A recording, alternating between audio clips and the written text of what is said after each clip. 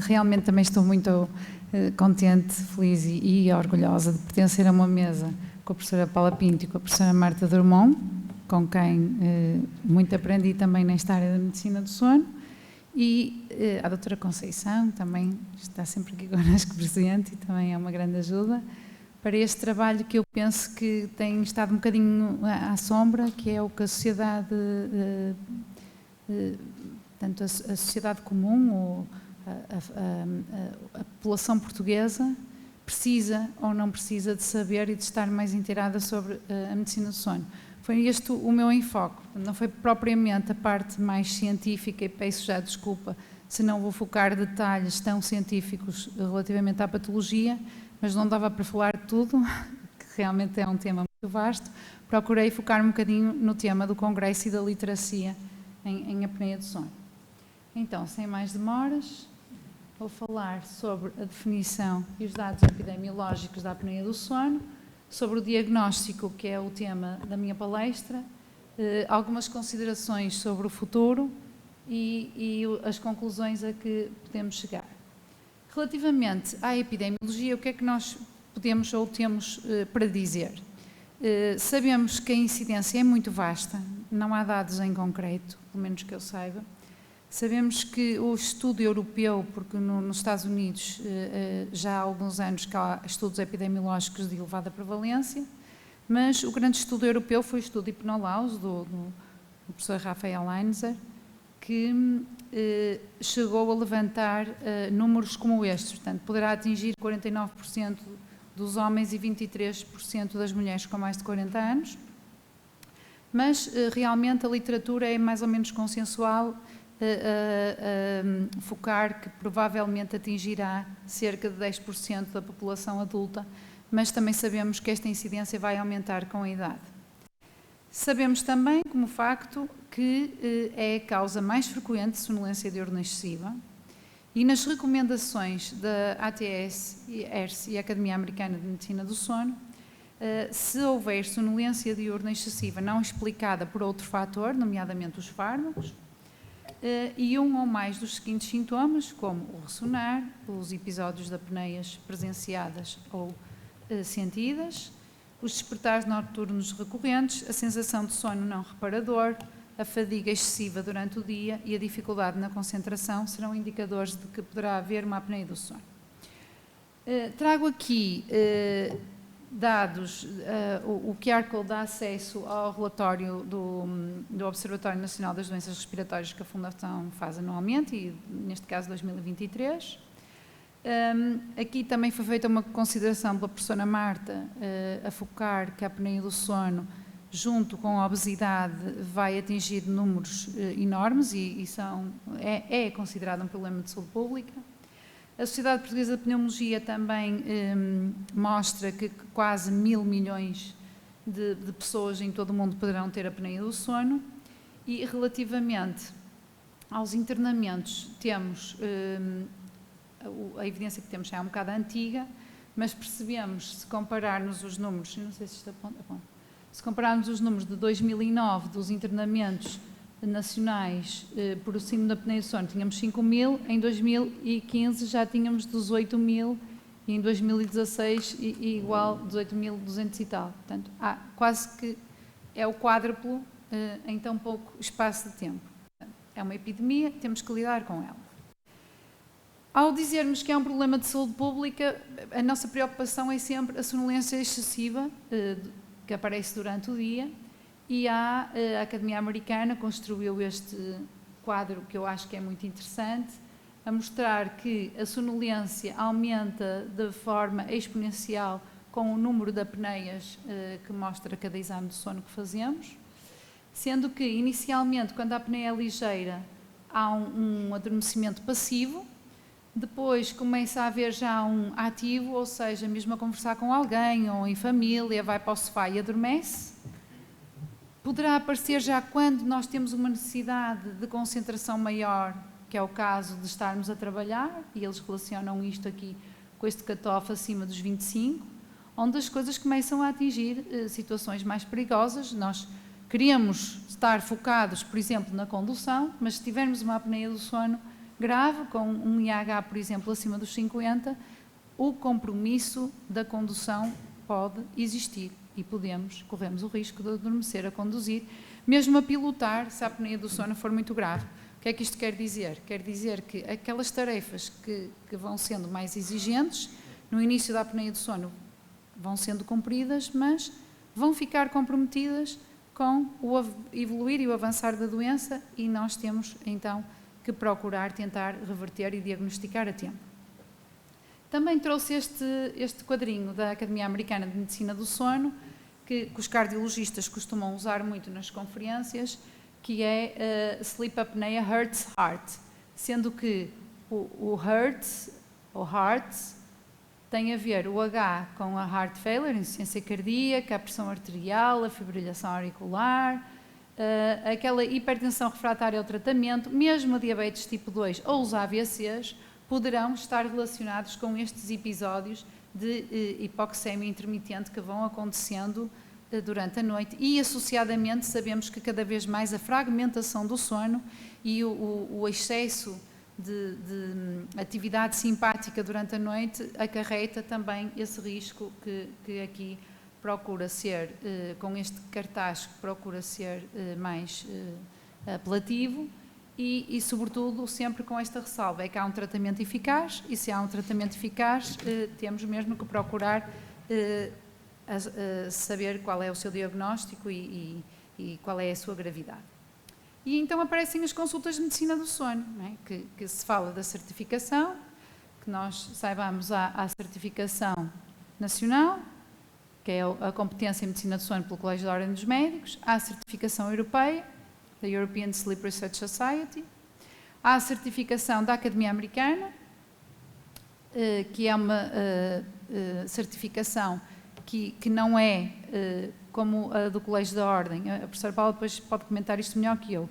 mas quer a do Colégio da Ordem, quer a certificação europeia, são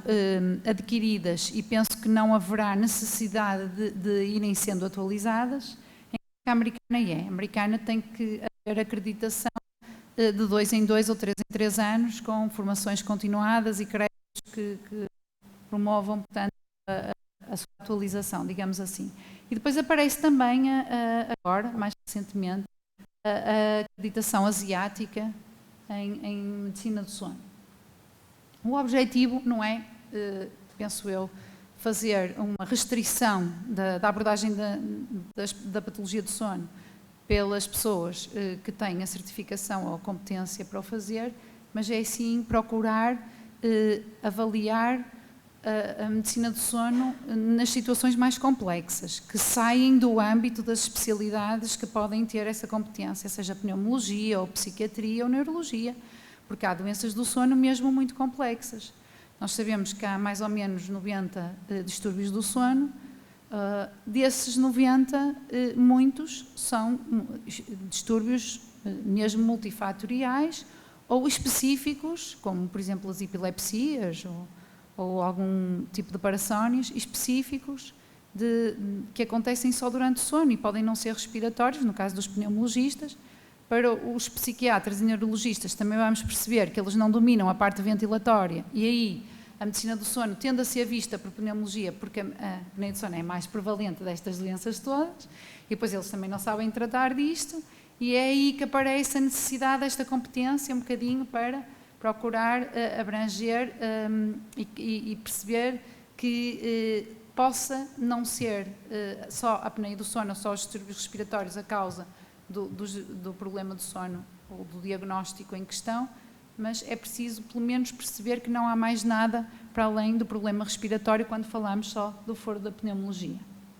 E então, falando de literacia, trago aqui alguns exemplos que têm sido muito promotores, eu acho que estão a chegar bem à população, nomeadamente as campanhas que a APS, a Associação Portuguesa de Sono, tem feito sempre no Dia Mundial de Sono, e agora vemos, até semana passada houve mais uma iniciativa de abordar temas como a narcolepsia e com doentes presentes. Portanto, a Associação tem feito muito, tem procurado divulgar, estar presente entre nós este diagnóstico. Eu trago-vos aqui o exemplo de 2023, Dia Mundial de Sono, onde o objetivo era chegar aos jovens que estão sempre expostos aos ecrãs, e a professora Paula Pinto também fez uma apresentação recente a mostrar que isto também se passa nos idosos, não é só nos jovens, e portanto esta exposição aos ecrãs pode ser realmente maléfica. Também iniciativas, estas eu trago, pronto, para não apresentar mais ninguém, não sabia se podia pôr a imagem, mas pelo menos aquelas que eu faço e que eu sei, não é por ser eu sei que isto que se passa no país inteiro. Portanto, há sempre iniciativas de caminhadas solidárias, palestras aos alunos nas escolas e campanhas de rastreio gratuitos nos hospitais. Portanto, estamos a tentar fazer alguma coisa para melhorar a literacia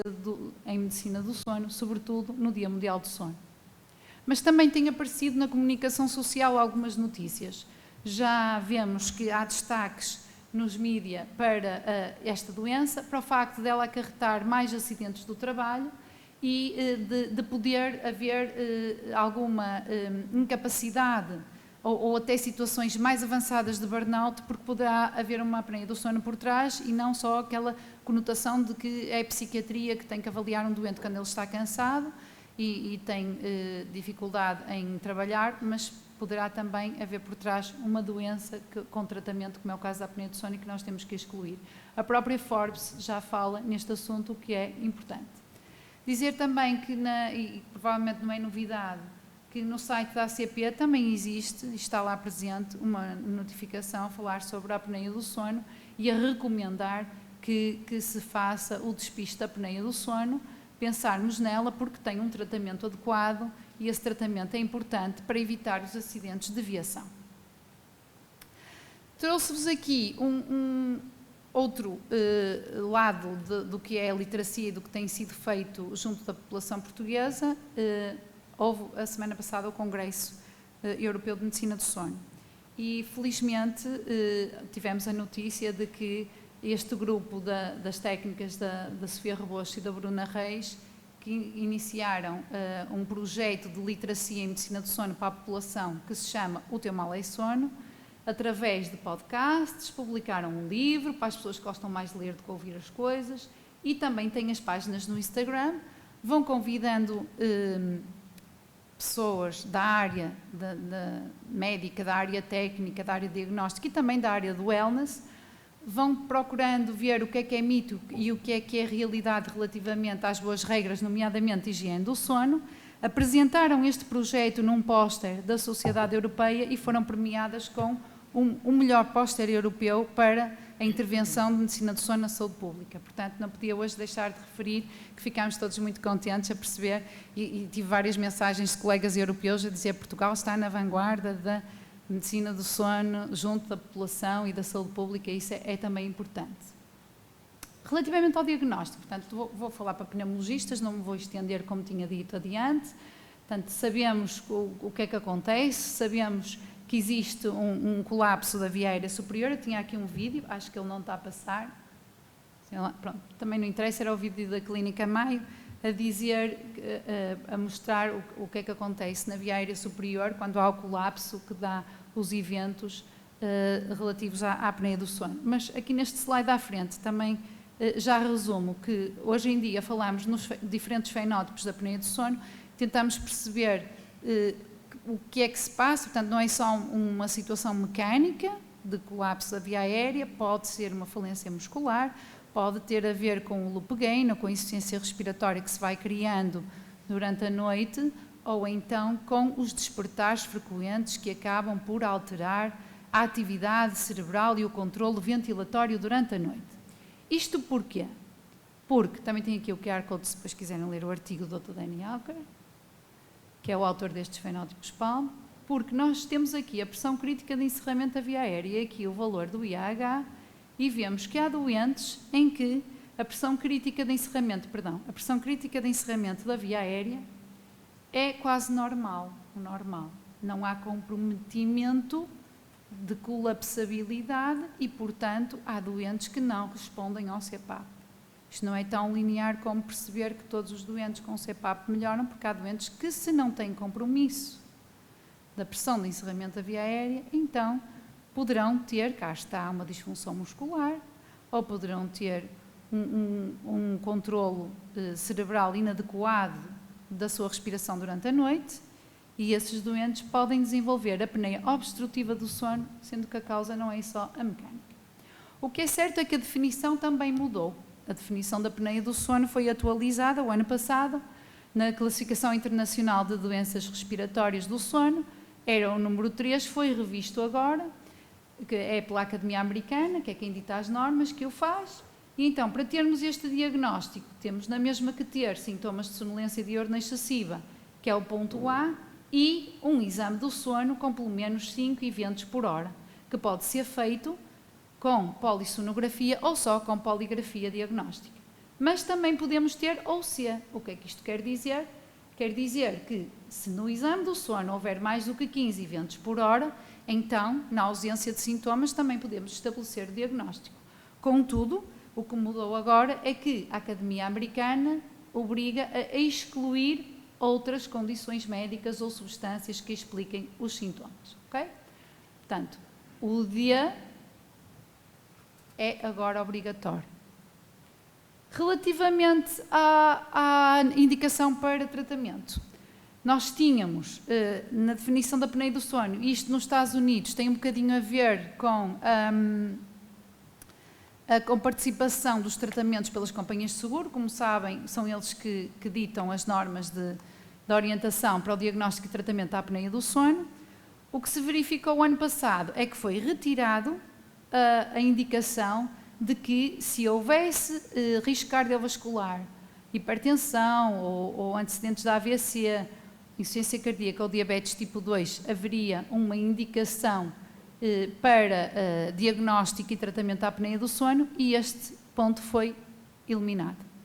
Neste momento, o risco cardiovascular já não é um critério para diagnóstico ou tratamento da apneia do sono. A professora Paula Pinto depois também pode dizer isto melhor que eu, mas eu acho que para nós isto ainda não está fechado como para os americanos. Portanto, nós ainda não fechamos isto, a Sociedade Europeia ainda não adotou isto como obrigatório e, portanto, penso que temos que saber que existe sim, mas penso que não estamos assim tão nesse ponto de excluir os doentes das suas comorbilidades, que até nos parecem cada vez mais importantes. E até era bom que surgissem guidelines também da própria Sociedade Europeia para nos orientar um bocadinho mais e nos dar alguma proteção a esse nível. Não vou perder tempo também com a escala de Epworth, subejamente conhecida, é por aqui que se faz o rastreio da apneia do sono. Os tais sintomas mais o diagnóstico passam por fazer, então, este rastreio neste inquérito, que foi aquilo que também fizemos aos bombeiros sapadores. Também os colegas conhecem muito bem a escala de Stop-Bang, que nos ajuda também a complementar o Epworth, percebendo o risco potencial da apneia do sono, particularmente útil junto dos colegas de medicina geral e familiar, tanto um como o outro. E depois então vêm os exames do sono.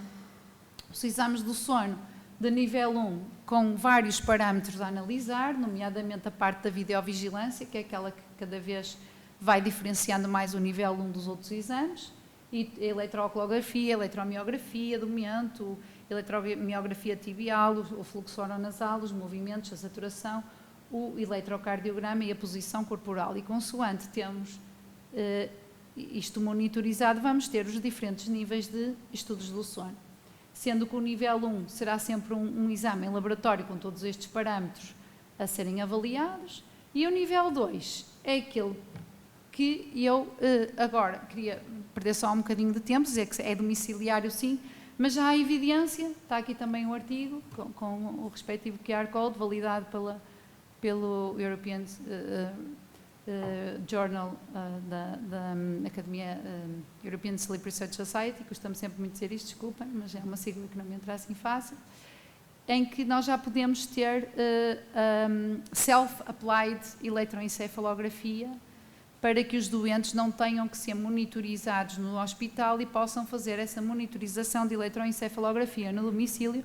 e estamos já a estadiar os exames assim. A minha experiência é relativa, tenho mais de 40 doentes com estadiamento de SAS, tenho até um trabalho que vou levar agora ao Congresso Nacional, também a comparar este exame com o exame tradicional, mas é mais ou menos consensual que isto é um bocadinho a evolução dos exames para tornar a vida dos nossos doentes mais fáceis. Temos já também validado outro tipo de equipamentos não usuais de nível 3, mas também, por exemplo, o Watchpad, validado no próprio manual de estadiamento, que foi revisto ano passado também para os técnicos dos exames do sono, da Academia Americana, e eu só trouxe estes 2 equipamentos porque foram os únicos que eu vi valores de sensibilidade e especificidade de rastreio da apneia do sono com equipamentos mais simples e sem monitorização daqueles parâmetros que vos falei inicialmente, que é um método convencional. Temos de DICE, que eu costumo chamar de DICE, ou Night Hall, com elevada sensibilidade e especificidade para a apneia do sono, mesmo para valores de IAH baixos. E estão aqui os estudos que o validam. E este Sunrise, que não está ainda com certificado europeu, apesar de estar nos Estados Unidos, também com valores de elevada sensibilidade e especificidade, contudo, ele é comparado com estudos de nível 2. E ao ser comparado com os de nível 2 e com eletroencefalografia, que eu não estou a conseguir apontar, desculpem, vemos que a sensibilidade, por exemplo, para situações de apneia não tão grave, é muito alta e vai perdendo alguma sensibilidade à medida que a apneia do sono aumenta. Ou seja, os valores parecem ser altamente específicos nos casos das situações ligeiras, com uma sensibilidade que pode deixar passar alguns doentes com SAUS, apesar de ser alta na mesma, não é? O professor Pepin diz que pronto, 88% ainda é bastante. Dizer-vos também que cada vez olhamos menos só para o IAH, é importante, há uma norma que diz que é a partir daí que temos que tratar os nossos doentes, mas mais importante parece ser o Hypoxic Burden, que é o marcador de dessaturação da linha de oximetria, que durante a noite a cada apneia pode afundar, e esta área sobre a curva é lida num algoritmo matemático, onde ficou estabelecido que nas curvas de Kaplan-Meier o Hypoxic Burden em 20%, em 20% a 34%, 34% a 50%, 50% a 88% ou mais que 88%, vai conduzir a uma mortalidade mais precoce pela apneia do sono. Parece ser um marcador mais fidedigno de mortalidade associada à apneia do sono. O que é que isto quer dizer? Naqueles exames em que nós vemos doentes em que tenham afundamentos da curva da oximetria, a prioridade de tratamento deve ser maior, mesmo que o índice de gravidade não seja grave. O que estão agora os colegas da Sociedade Europeia é mostrar exames de doentes que têm, por exemplo, numa noite um IAH de 22, mas com um hypoxic burden de 40%, sendo mais grave do que um doente que tem um IAH de 35, mas um hypoxic burden de 18%. Okay? Esta linha de afundamento, o tempo que leva até, que é lógico, não é? Temos aqui pessoas que fazem fisiopatologia há muito mais tempo que eu, isto é entender a fisiopatologia, quando há o afundamento e a recuperação não é imediata e é longa, a gravidade é maior. Pronto. Então,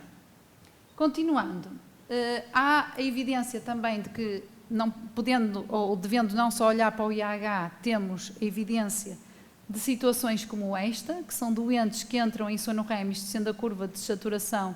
há uma dessaturação grave associada com uma resposta cardíaca associada também. Esta situação, quando acontece em sono REM, poderá ter este diagnóstico da apneia em REM.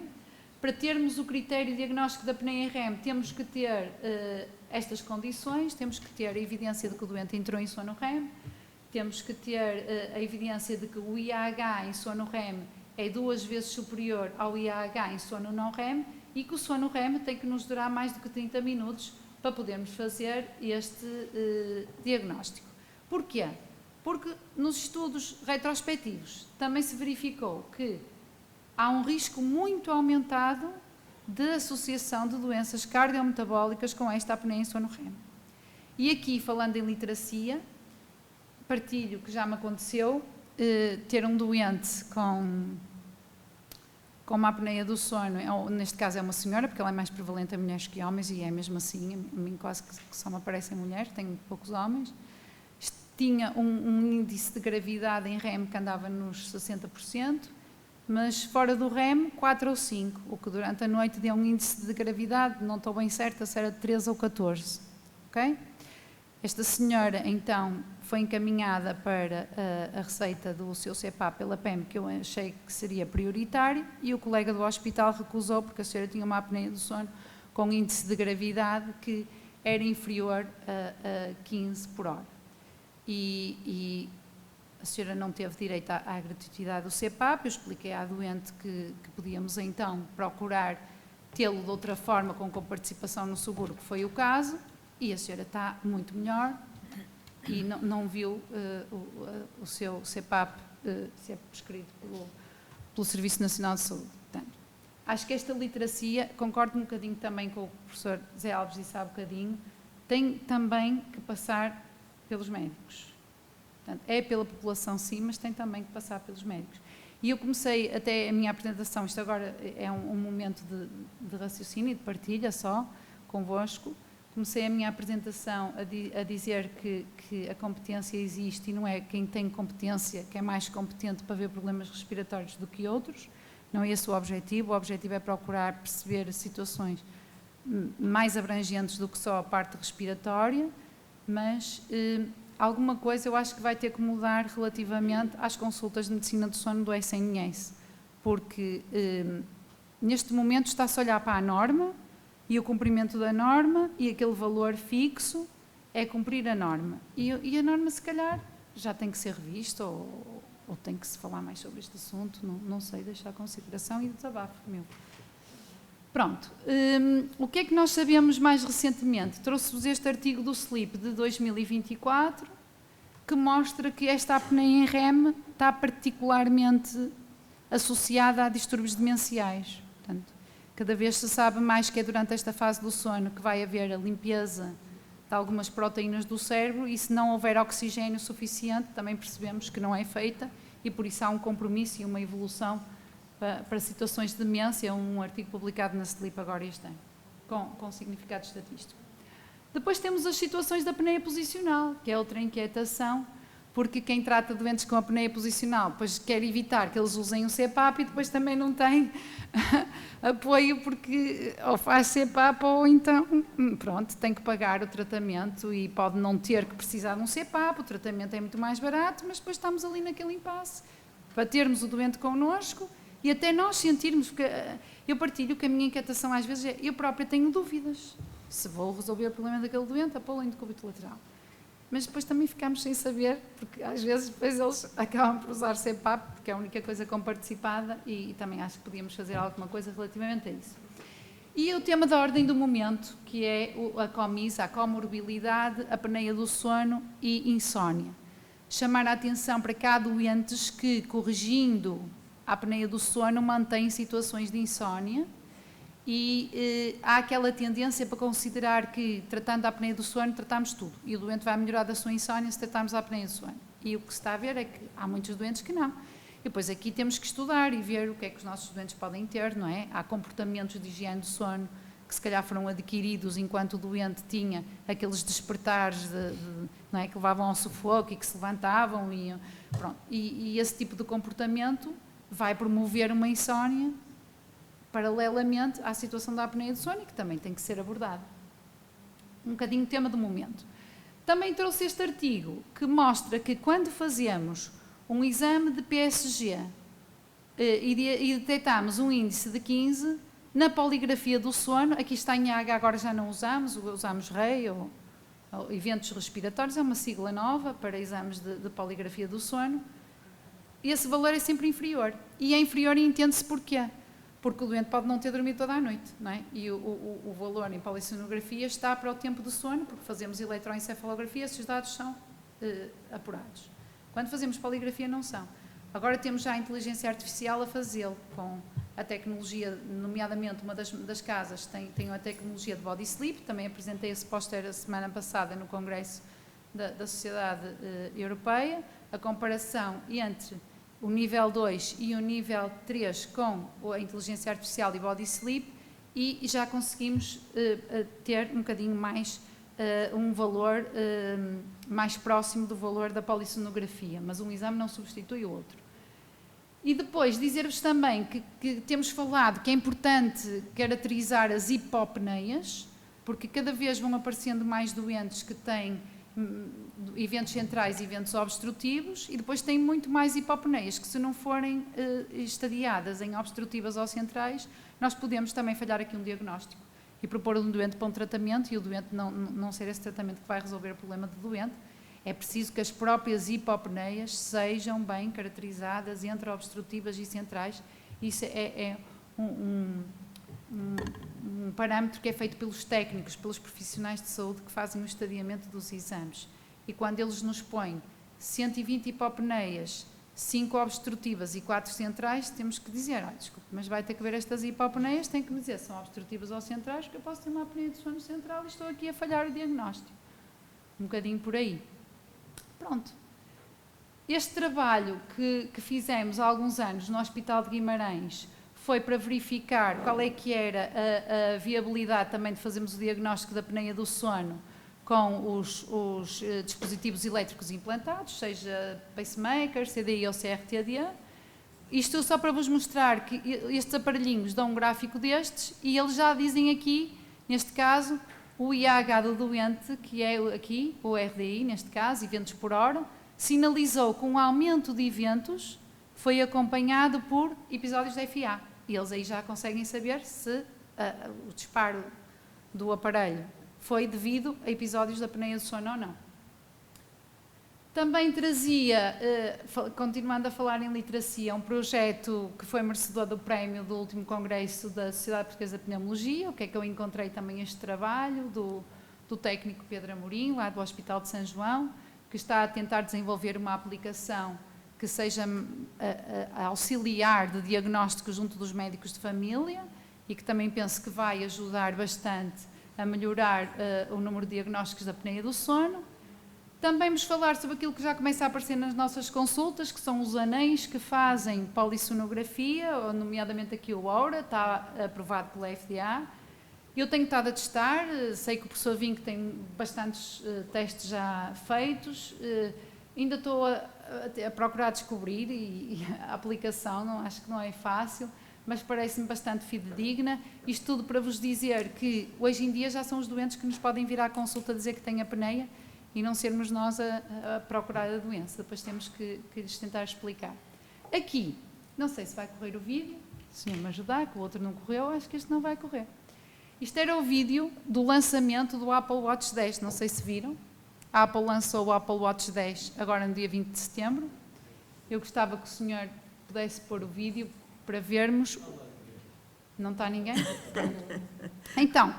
vou tentar fazer de conta que sou a senhora americana que está ali a apresentar o vídeo, a dizer que a apneia do sono é muito prevalente, que é muito importante e que os cardiologistas consideram que é importantíssimo acrescentar esse parâmetro ao rasteio das alterações do ritmo e que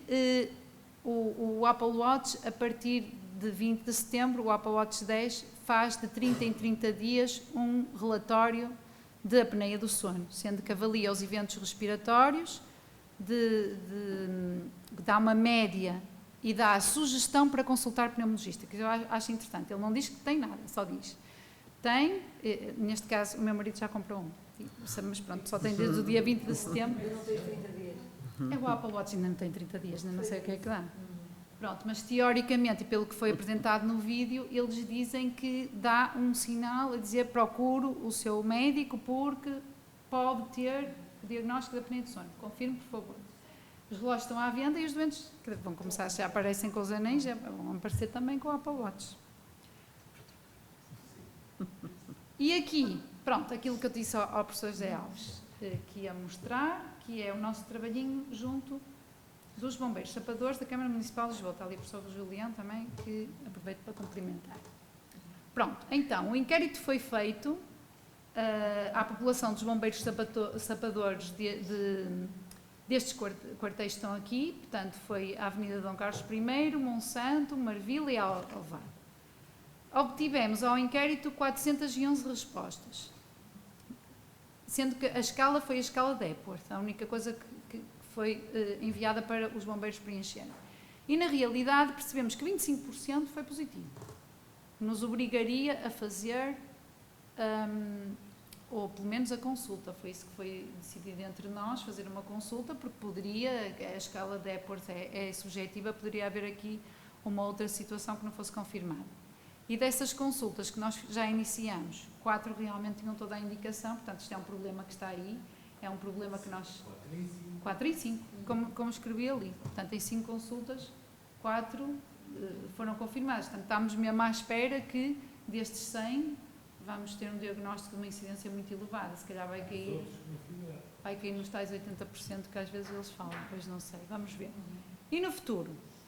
A inteligência artificial, há já revisões sistemáticas com estudos a indicar qual é que é o melhor caminho e o que é que devemos procurar junto à inteligência artificial para nos ajudar. Não vou perder muito tempo, estou atrasada. Dizer que o SES, a Conferência Internacional de Tecnologia de Las Vegas, já põe o sono como hot topic, portanto, muito mais gadgets vão aparecer aí à nossa frente, que nos Future Medical Devices, no top 6, temos já a fotopletismografia para detecção da apneia do sono, e já há um estudo, mais uma vez, do autor do Hipnolose, o professor Rafael Ainza, com a evidência de que poderá haver aqui um fenótipo até novo, consoante a variabilidade da frequência cardíaca da apneia do sono e da sua gravidade, e dizer-vos que no futuro provavelmente nós vamos trabalhar assim, as pessoas com os seus relógios, os seus anéis, enviam os dados, cruzam com os aparelhinhos que estão em casa de CPAP e o médico recebe esta informação e vai ter que a processar, e provavelmente é assim que vamos trabalhar no futuro. Pronto, as considerações finais então são que a apneia do sono é muito prevalente e é um problema de saúde pública, e isso está subdiagnosticado em Portugal e temos de fazer alguma coisa relativamente a isso. Que o diagnóstico então é um desafio um bocado pela falta de literacia, e isso também foi tema deste congresso, que aproveito mais uma vez para felicitar a escolha do tema. Que há novas definições da apneia do sono pela Academia Americana na revisão, pela Classificação Internacional de Doenças Respiratórias, agora revistas, que nos obriga a excluir outra causa para a sonolência diurna. Que há um novo manual de estadiamento também, que engloba já exames mais simples de fazer, também da Academia Americana. Que já temos aparelhos de eletroencefalografia de ambulatório, para facilitar o diagnóstico junto dos doentes. E que o índice de gravidade novo, que é este REI, ou Respiratory Event Index, que vem substituir o IAH nas polissonografias de nível 3 e de nível 2, mesmo em crianças, já está também atualizado. E pronto, e que provavelmente no futuro temos que integrar estes dados de biomarcadores que possam surgir com as tecnologias e os dados que os aparelhos nos vão dando para melhor tratarmos e orientarmos este diagnóstico da apneia do sono. Muito obrigada e desculpem por me ter estendido tanto. Então, tratamento da apneia, que vão ser tratamentos também, não é? E, de facto, o one size fits all, que está já para todas as doenças, a DPOC se calhar a primeira, o cancro já estava também há algum tempo, em que tudo, o diagnóstico, e que já foi também falado pela Maria José, e a gravidade, só baseados no IAH, que até já é tão mau, que até já mudou o nome, não é? Portanto, não pode ser de todo. O que também não pode ser é, se o diagnóstico não é só o IAH e o tratamento também não é só o CPAP, e depois só se tiver a pessoa uma falência ou não aderir, aí sim ir às terapias alternativas, não, porque nem se deviam chamar terapias alternativas, as outras terapêuticas que não CPAP, grande parte das vezes até são a primeira opção, muitas vezes não são, e agradeço a professora Marta ter dito, é que depois não são comparticipadas e o doente, entre não fazer nada ou então fazer o CPAP, acaba por fazer com mais custos para a sociedade e nós a pagar. Portanto, que essas terapias, se fossem comparticipadas, quer a posicional, quer outras, portanto, seria mais barato para o teu próprio sistema de saúde e para a sustentabilidade do sistema. E, portanto, é tudo mais do que a soma dos eventos respiratórios e estamos a caminho de uma terapia personalizada. Porquê? Porque já também a Maria José já falou da situação, da possibilidade desta heterogeneidade da doença com os fenótipos e, portanto, há cada vez mais, há até este novo que vem com a inteligência artificial, da possibilidade da variação, da amplitude também, que possa ser um fenótipo, e por isso temos a terapia personalizada que vamos abordar assim de forma também, acabei por fazer o mesmo, que é dar só um overview de cada coisa pouco, depois podemos, quando muito, discutir. E só trouxe isto por piada, porque achei que, relativamente ao tratamento, houve um artigo que saiu em que se fala sobre o que é que tem sido mais procurado na literatura. De facto, a revista que mais teve a procura foi esta, que nós conhecemos bem, a Sleep and Breathing, foi a que ganhou. O autor que ganhou, também não nos estranha, foi o Pepin. Aliás, até na inteligência artificial, em todo o lado, ele está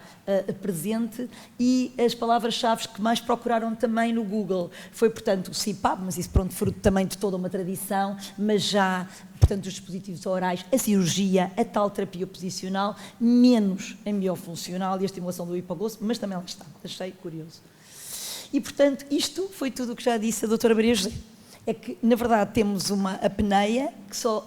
tem um nome, para dizer que é a mesma em todos os doentes, que é um síndrome de apneia do sono, que tem esse nome, mas depois tanta coisa que a faz ser heterogénea e ser diferente do doente do lado ou que está sentado na sala de espera. Porque realmente temos, logo à partida, pela fisiopatologia, que já se disse desde o loop gain, o índice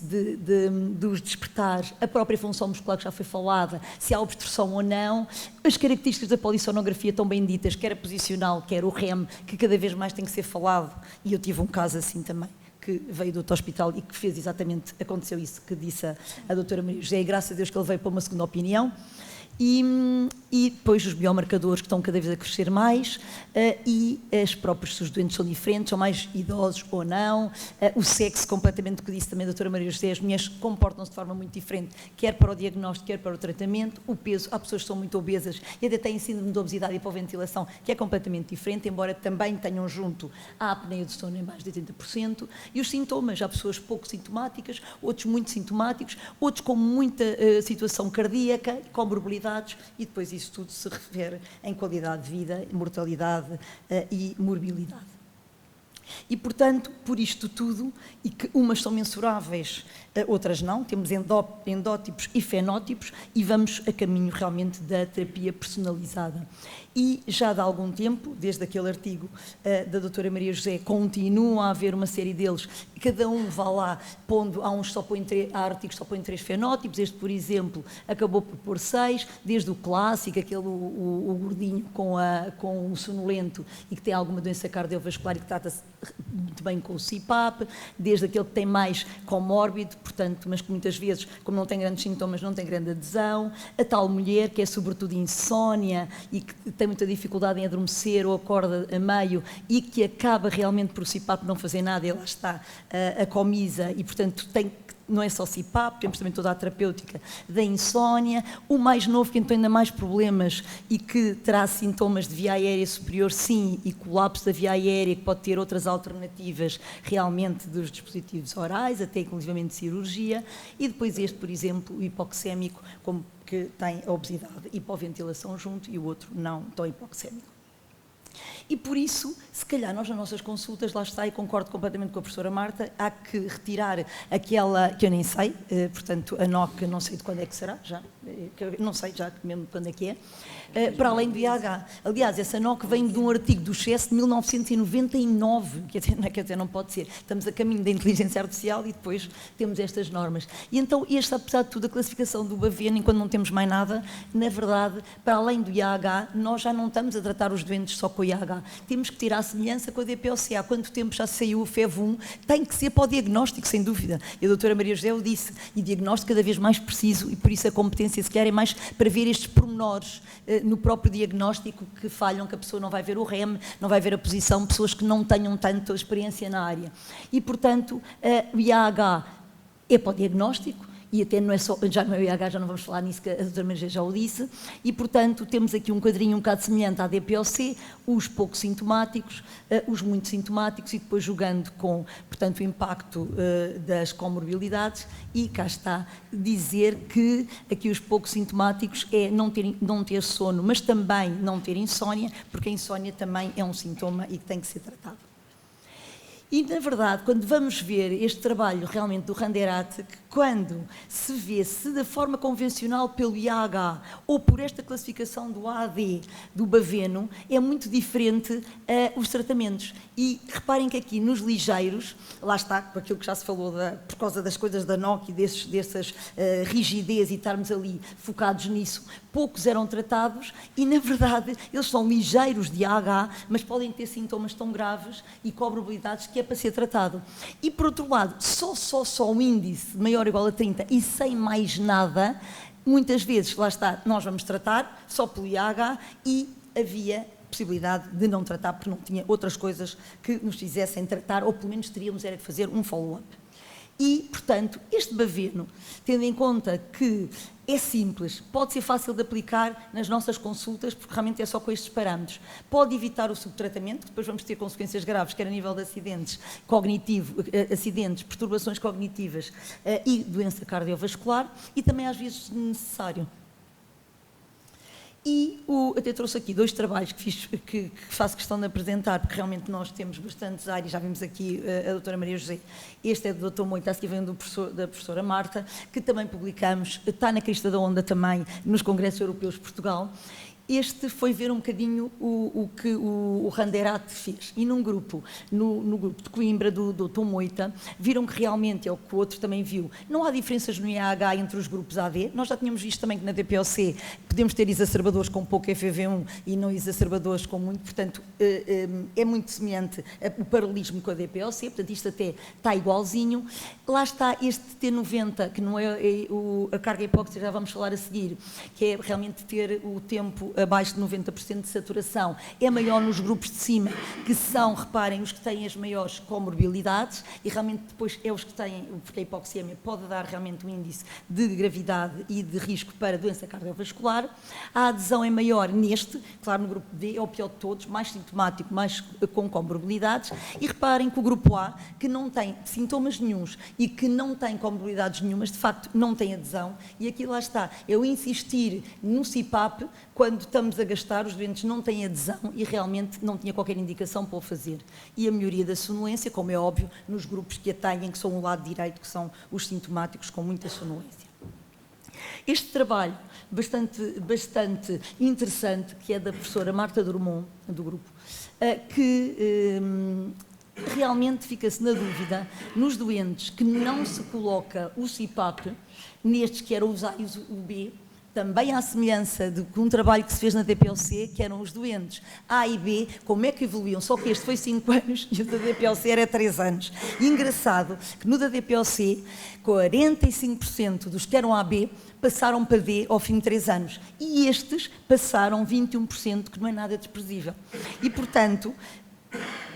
podiam ser perigosos, não é? Depois já vão ter doença cardiovascular, com implicações em internamentos e até em mortalidade. Como é que nós vamos saber quais é que se prediz que possam ir realmente para esse grupo C e D e que vão precisar de ser tratados? E quanto tempo e que preditivos é que temos? No trabalho, realmente, eram os mais idosos, os mais gordos e que tivessem, lá está a importância do diagnóstico, tem que se rever os estudos todos, não é só o IAH, os que tinham mais apneias centrais. E a carga hipóxica, se nós ainda juntarmos o Baveno à carga hipóxica, ainda nos vai ajudar com este marcador. Já explicou muito bem o que é que era a carga hipóxica, realmente temos, é muito mais com o ODI ou com o tempo abaixo de 90%, com desaturação abaixo de 90%. Este é mais importante porque realmente tem a intensidade, a duração, a frequência e vê-se a área sob a curva e vê-se que realmente os doentes que têm mais carga hipóxica são os que beneficiam com o CPAP, em que realmente o CPAP lhe reduz muito a recorrência de doenças cardiovasculares, havendo mesmo uma curva dose-resposta, que realmente quanto mais carga hipóxica, mais vai o CPAP atuar, reduzindo, portanto, depois esse risco cardiovascular.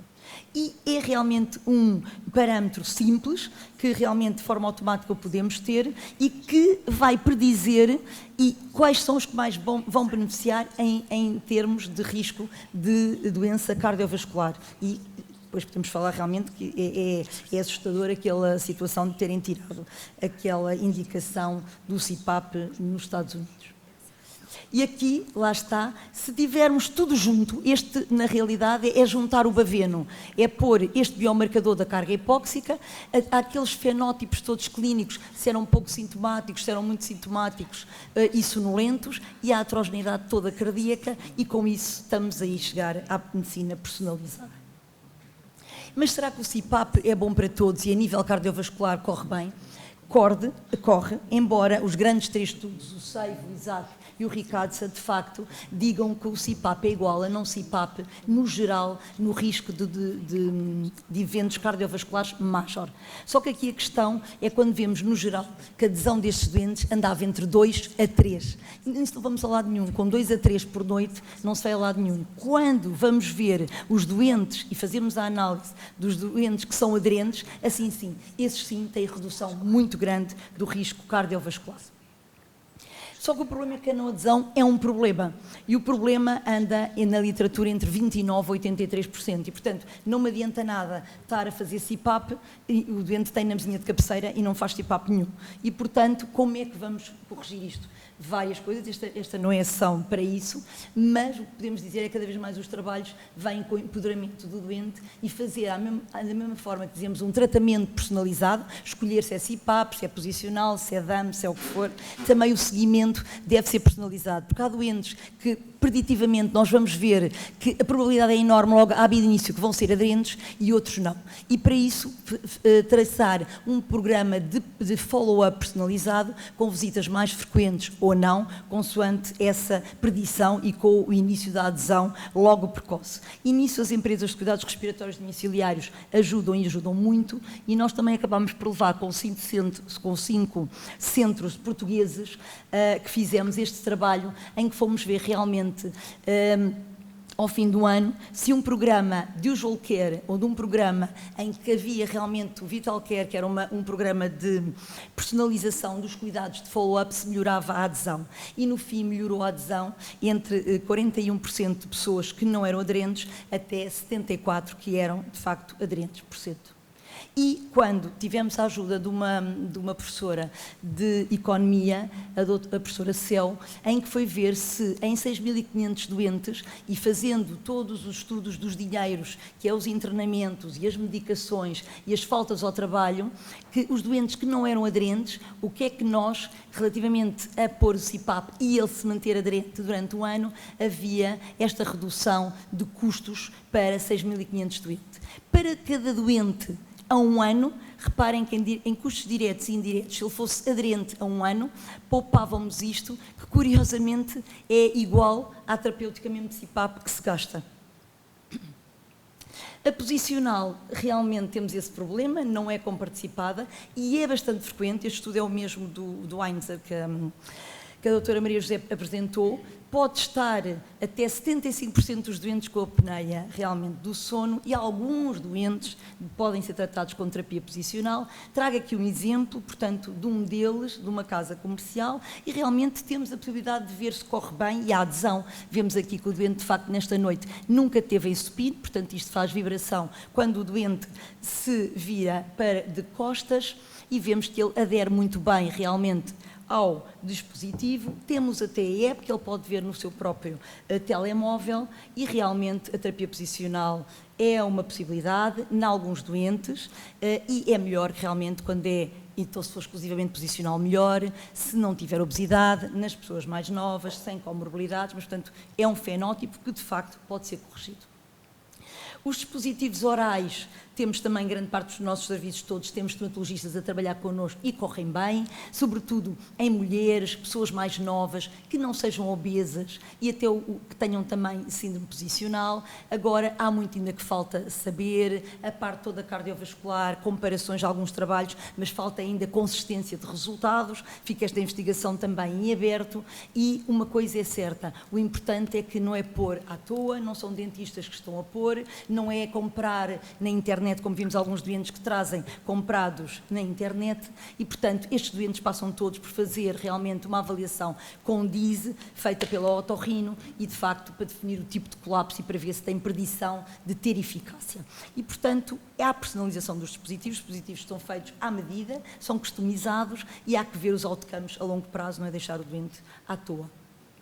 E realmente melhoram estes parâmetros todos. A tendência, na verdade, quando são bem, como em tudo, quando são bem prescritos, é para maior adesão, mais do que maior que o CPAP, e até 83% dos doentes são aderentes. E isto, como tudo e como o CPAP, requer o follow-up, portanto eles têm que vir às consultas e ver a sua eficácia, a compliance, nós temos que repetir os estudos e verificar, quer a nível de polissonografia, quer a nível clínico, se o doente está melhor. A cirurgia faríngea também, otorrinos, nossos otorrinos, nós trabalhamos com equipas multidisciplinares, também os temos, e a predição de sucesso não é qualquer pessoa que vai fazer uma cirurgia de otorrino. E, de facto, este artigo, e nós usamos muito na nossa consulta junto com o otorrino, os preditivos estão na palma de uma mão e, de facto, ter o Friedman 1 a nível amigdalino, o serem mais magros, lá está, não podem ser os grandes obesos, os que são menos graves a nível de índice da apneia, os posicionais e, sobretudo, eles fazem muito a utilização de um tubo nasofaríngeo, se depois, quem não pode fazer o DISE, repetem o estudo polissonográfico e se reduzir o IAH, é um fator preditivo de sucesso para quem não tem DISE, porque realmente há hospitais que não têm DISE. A cefalometria, se tiverem espaço com este valor, e a próprio colapso, que tem que ser faringe isolado, é o melhor preditivo para ter sucesso esta cirurgia realmente faríngea. E aqui, mais uma vez, a importância da DISE. A maxilofacial, temos um maxilofacial que está junto com a plástica muitíssimo bom também, não é para todos. O que ele faz, sobretudo, é avanços bimandibulares. Realmente temos como falha de outras opções sim, mas temos muito como primária nas alterações realmente da mandíbula. Ele tinha muita experiência em crianças, agora está com muita experiência nos adultos também, e realmente aí reduz muito o índice da apneia e hipopneia, e temos essa experiência nos nossos doentes, e de facto quanto mais alterações craniofaciais, melhores. Posso dizer, e agora dito aqui que falámos aqui da doutora Maria José, que temos um doente que fez a cirurgia, melhorou, ele tinha 70 e tal da apneia, melhorou para 20 e tal da apneia, de índice da apneia, está muito melhor clinicamente, está ótimo, mas melhor que esse 22, de facto não ficou curado, não ficou sem apneia, mas a carga hipóxica ficou normal. Portanto, é que é mais que o IH, portanto, o IH não tem nada a ver, portanto, ele ficou curado, está ótimo, o senhor, ainda por cima melhora muito a fisionomia da face e ficam muito mais bonitos, não é? E, portanto, também temos tido sucesso. A terapia miofuncional de todo é um adjuvante, de todo nunca é única, e realmente melhora toda a força, a endurance e o tónus da musculatura orofacial, e melhora realmente, em casos selecionados ligeiros, também a sonolência e o IAH, mas como é óbvio, portanto, não é de todo opção de primeira linha. E o hipoglosso, a estimulação de hipoglosso, na verdade é invasivo,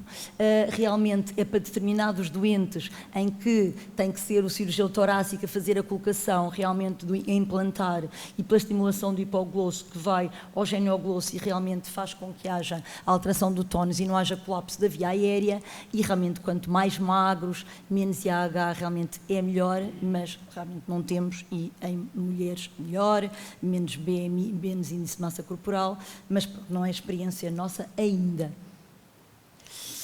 De qualquer forma, os obesos é a grande epidemia, pandemia se calhar, e isso aí pode passar é por perder peso. Claro que até perder peso não se perde peso de um dia para o outro, e tal como as vacinas que é no dia, estes também têm que levar uma terapêutica no dia, nomeadamente esses, habitualmente a CPAP também têm índices mais elevados e clínica mais elevada e comorbilidades. Mas, portanto, temos é que começar com o programa, mas é de perda de peso, isso sim, até porque melhora de tudo, não é só a apneia do sono, e este trabalho com realmente uma intervenção que já o PEPAN tem feito muitos nesta área, este por acaso é espanhol, com 89 homens espanhóis, realmente com um bom plano associado ao CPAP, houve uma redução enorme mesmo aos 6 meses, do IAH de 57%, portanto ficaram com menos 23, versus o outro que era só 2, na pessoa que só fazia CPAP, sem esta intervenção de estilos de vida saudáveis, e 62% suspenderam o CPAP, portanto é completamente bastante eficaz, com redução também da pressão arterial e das complicações cardiovasculares. E, portanto, esta é a primeira linha nestes doentes. Agora, com a grande avanço e a grande inundação destes novos fármacos, este é um novo, o tirzepatide, que vai ser comercializado e que eu lembro-me, portanto, saiu em junho, estávamos numa reunião com o Conselho, com todas as especialidades, e lembro-me quando eu entrei, vi a colega da endocrinologia chamar-me para vir para o pé dela, porque tinha já, era logo de manhã, ainda não tinha recebido, e ela já tinha, portanto, o artigo, para dizer, epá, já viste isto? E realmente parece ter bastante, ser promissor. Qual é o problema? O problema é depois a continuidade, porque estes trabalhos, e já, se melhoram em perder quilos, muitos quilos de peso, cerca de 21 quilos, mal deixam de fazer a injeção semanal, logo na outra semana foi logo 7 quilos, já os trabalhos a mostrar e, portanto, não vamos ver a continuidade disto. Engraçado que eles fizeram dois estudos, o 1 e 2 gêmeos, mas o 1 não tinha CPAP, o 2 tinha CPAP, portanto, estes 2 estudos. E eram todos moderados a graves, portanto, todos eram obesos, nem sequer aqui puseram excesso de peso, no outro, por acaso, do estilo de vida, tinham excesso de peso também. E é engraçado, porque isto é um agonista do GPL1, mas estes não tinham diabetes, portanto.